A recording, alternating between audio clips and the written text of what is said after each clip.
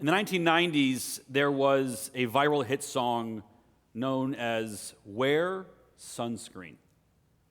It was a spoken word record in the form of a commencement address, a litany of short and shorter pieces of advice for a life well lived that began and ended with a simple suggestion: wear sunscreen. It told us to travel the world, to settle down, that we might marry and we might not, to respect our elders, and not to worry too much about the future, because worrying about the future was as effective as trying to solve an algebra equation by chewing bubblegum. And it said, do one thing every day that scares you. When the song came out, the Berlin Wall had just fallen, the Soviet Union had just crumbled. It was a time when freedom and democracy had broken out all over the world. Our economy was booming, technology was advancing at an incredible pace. There was real hope for peace between Israel and the Palestinians. And in the U.S., our people were thriving. In that period of relative peace, stability, and opportunity, challenging ourselves to do something a day to scare ourselves was a way to grow. It was a way to push ourselves to wonder, to have experiences that would open our souls to the beauty of our world in ways that we could not from the safety of our homes or our communities. In the comfort of 1997, do one thing every day that scares you was the perfect way to shake things up for the better. Today, to tell someone to do something that scares them feels either abusive or masochistic. Climate change, gun violence, inflation and rising economic uncertainty, social media, terrorism, human rights violations, crumbling democratic norms are each enough to keep us plenty scared day to day. That is nothing to say of the unique fears that we as Jews face. The precipitous rise in anti-Semitism from across the ideological spectrum and the effort to isolate, ostracize, and delegitimize Israel, finding new support around the world, have prompted Jews abroad and in the U.S. to wonder whether we ought to be hiding our Judaism to keep ourselves safe. We Jews have the whole being scared thing figured out pretty well, thanks to a couple thousand years of persecution and victimization. As Tirza Firestone wrote, no matter what a Jew's ancestry or where Jews hailed from, Jewish identity today is bound up with some facet of victimhood. Whether through family stories, media, education, or personal experience, Jewish victim identity comes to us via trauma images and sensory information deposited and carries in the bodies and minds of Jewish people everywhere. For generations, we have been forced to live with existential fears. And for generations, we have sought and found spiritual outlets to address and allay those fears. What is fear?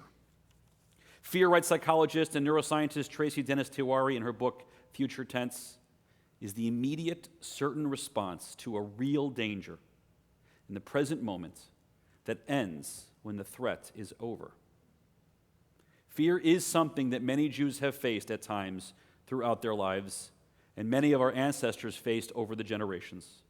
Fear is what our brothers and sisters in Israel felt on October 7th, as the world watched thousands of nearly defenseless kibbutznikim, young people dancing at a music festival, and small units of soldiers mutilated and murdered by terrorists, while hundreds were taken hostage, some alive and some dead. Their fears pierced our souls. The next day brought more fears from Hezbollah, from Iran, from the Houthis, and from protesters around the globe threatening the safety of Jews in their midst. That fear, the fear of the imminent threat, has its own word in our tradition: pachad. Pachad is the fear we feel from things around us that might hurt us, do us harm, cause us pain. It is that evolutionary fight or flight instinct that kicks in when we feel threatened. This fear, as our great teacher Rabbi Abraham Joshua Heschel described in his book, God in Search of Man, is the anticipation or expectation of evil or pain. There is a feeling of certain forebodingness to pachad. the thing that we are feeling will undoubtedly come to pass. We will read a story tomorrow of Pachad when we read from the book of Jonah, when he ignored God's call to go to Nineveh and call on the people to repent. Jonah instead hopped a ship to Tarshish. God sent a storm that nearly sunk her. The sailors on that ship, in their pachad, threw Jonah overboard, lest their ship be broken apart by that storm. The feeling of certainty in pachad can be overwhelming. But pachad is not our only emotion that brings overwhelm. The sages in our tradition often contrast pachad with yira. Yira is awe, wonder, gratitude, which can also at times be mixed with a twinge of fear. Heschel taught that yira is the sense of wonder and humility, what he called radical amazement. We feel it in moments of mystery. One way to imagine yira is to imagine yourself standing on the edge of the Grand Canyon. We can gaze out at its overwhelming beauty, but look down and we realize how small and vulnerable, how insignificant we are, how mortal we are if we were to fall over. That is yira. We feel yira if we are blessed to watch our children be born into the world, overwhelmed with amazement of seeing life come to be. I had a unique moment of yira just a few weeks ago. On a Friday evening, I was invited by a family in our congregation to be with them as their 9-year-old daughter, Chloe, underwent a heart transplant. For 12 hours, we sat together in the hospital, holding our breath each time the phone rang or the nurse came into our room with an update, a pang of pachad. But when we learned that her new heart was beating on its own, that they had removed her from the bypass, and when the surgeons came in to tell us that everything was done and had gone well, the sense of fear and worry was overwhelmed by relief, by joy, by gratitude. That was yira. Yira is also what brings us here this evening. Yom Kippur is the last of the Yamim Noraim, the days of yira, the days of awe. On these days, as we lay our fate to be held in judgment and to plead to be written and sealed in the book of life, we acknowledge how small and vulnerable we are before the Holy One of blessing, like grass that withers and fades. Yira is knowing what has been asked of us as humans and as Jews, and knowing that we cannot always live up to those expectations. Yira is examining our behaviors and our decisions, our actions of the past year, and hold them up against the moral teachings of our tradition. The yira we seek on this day is a humble wondering, am I the best version of myself that I can be?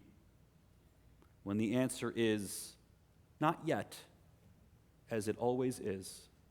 We use this day and these days to wonder to ourselves, how can I become that version?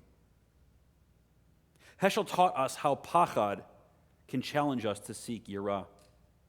He knew what fear and pain looked like.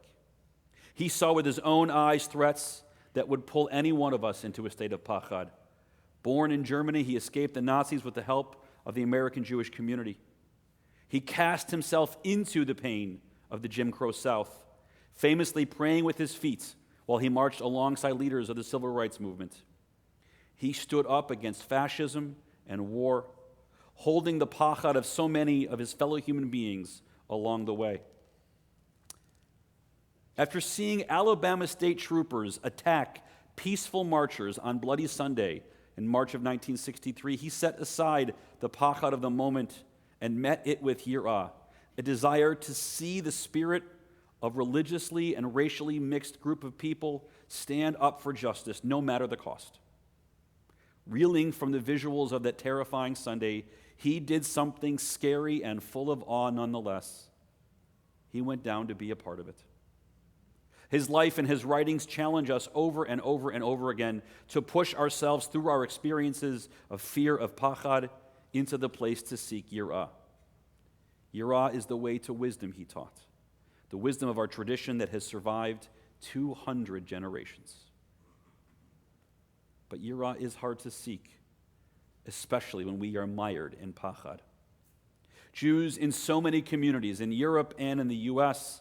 have been living in fear of outwardly identifying as Jews, let alone as Ohevei Yisrael, of Zionists and lovers of Israel. Members of our congregation and their families have been targeted with vile words, acts of vandalism, and physical attack for expressing our Judaism and our Zionism in public. And we know that their stories are just a few of the thousands and thousands that have contributed to 4 consecutive record-setting years of anti-Semitic incidents.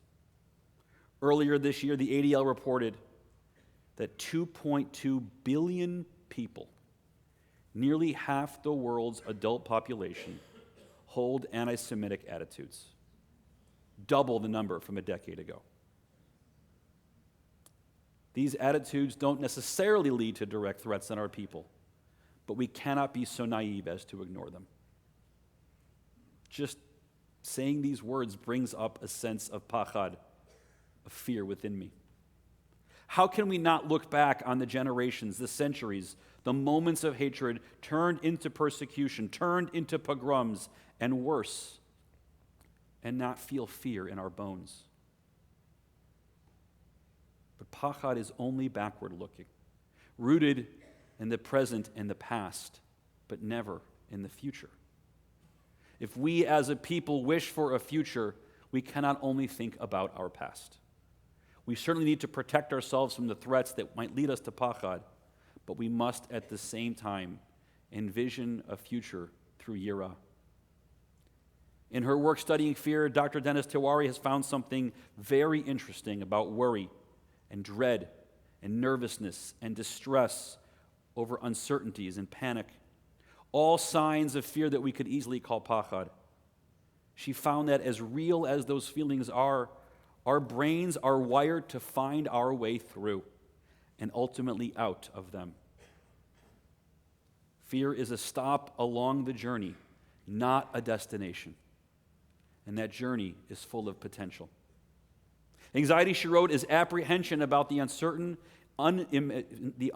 imagined future, and a vigilance that keeps us on high alert. Anxiety exists because we know that we are being slowly and inexorably pulled into a future that is either potentially unhappy or potentially happy. There is no doubt that the spread of anti-Semitism leads us to worry that the future is potentially more unhappy than the one we desire. We feel uneasy, uncomfortable in this world that we thought we knew so well. And she says that we are hardwired to dislike that discomfort and to take the steps necessary to change the situation for the better. Fears and uncertainties, she suggests, are the starting pistol of a race. Anxiety is part of the energy, the muscle, the sinew that powers us to the finish line. It is a wellspring of creativity to address the discomfort, which prompts us to take actions that will make our lives better and create the future we want. What she calls anxiety, those feelings that motivate us, feed us energy, prompt us to act, we call yira. Heschel called the acquisition of insights which the world holds in store for us. Rather than simply sit in our place of fear, of pachad, we always have the opportunity to seek yira. Pachad comes to us from the outside. It is the result of things happening around us. It is instinctual, arising out of a sense of threat. We cannot control whether or not we feel it. We cannot control when it comes. Yira, on the other hand, comes from within us. We choose to see it and seek it. And when we do, we exert control over our lives. When we decide to seek yira, we are in control. The question is how? Sarah Hurwitz, in her recently published book, As a Jew, confronts the pachad of the deeply dangerous anti-Israel sentiments and anti-Semitism with a striking clarity. This rise of anti-Zionism and the rise of those who question the Jewish people's right to self-determination, she writes, will lead to insecurity for Jews in and out of Israel, because it always has and it always will. As she eloquently warns us, measured intolerance is not within human capacity. There is no doubt that there is what to fear as a Jew today. But there should also be no doubt that what we should be able to expect ourselves to do is to move through those fears and to find ways to thrive as a people, because we have the generational knowledge of how to do so. We have been passing on that knowledge in our tradition also for 200 generations. A tradition filled with wisdom and insight. It has taught us to treat our fellow human beings, inspired us to seek peace with those around us, remind us to think of the needs of the most vulnerable in our community. As Sarah Hurwitz noted in her book, our tradition has time and time again given our ancestors the confidence to navigate difficult times, just as it did for Heschel in his generation. It can do the same for us in this moment that we face. Those who seek to harm us might wish to see us cower in a state of pachad. Our response ought to be, needs to be, to remind ourselves that our Judaism, the very reason that they wish to harm us, inspires us with a sense of yira, of responsibilities to the world to seek peace and goodness that we will not abandon. Our ancestors did not abandon it. They held it as an inheritance for us.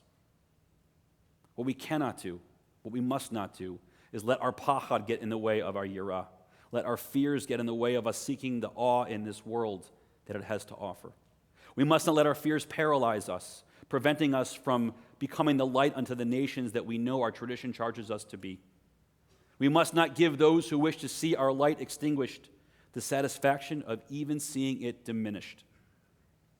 Our pachad may be physical and emotional, but our yira is spiritual and eternal. We might feel the rise of pachad from anti-Semitism at this time in history, but our yira should make us fearful of what happens if we abandon our tradition. Thinking back of the wisdom to wear sunscreen, the charge to do something every day that scares us might still feel overwhelming. But there is more than one way to hear that advice. We do not need to hear that call in the vein of pachad, seeking out things that make us wonder about our personal safety or emotional well-being. For thousands of years, it has been our commitment to search for, to strive for moments of yirah. Tonight marks the last of these 10 evenings of Yamim Noraim. But my prayer for us tonight on this new year, 5786, despite the pachad that very well may come, and God willing will go, that this can be a year of yirah, of awe, that can help us become better, stronger, more emotionally connected, and spiritually grounded versions of ourselves. Versions that will be inscribed and sealed for goodness in the book of lives well lived. Amen.